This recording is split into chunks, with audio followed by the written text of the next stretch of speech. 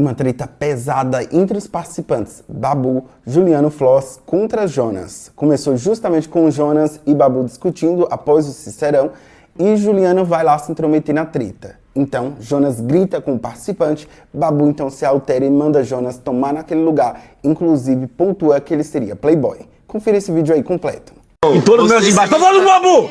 Tô falando com o Babu! Criança, vai dormir, tá? Vai dormir, tô falando com o Babu. Não se intromete. Você já começou. Você começou. Tô nervoso? Você começou. Tá nervoso com a esquerda, rapaz? Ó o papai, ó o papai mesmo, rapaz. Filhinho. Vai tomar no seu cu, playboy. Que playboy, meu irmão? Playboy! Vai tomar no seu cu, caralho! Vai defender seu filhinho aí, ó! Vou defender! Vai defender, meu irmão! Ô filhinho! Vou defender essa porra, filhinho!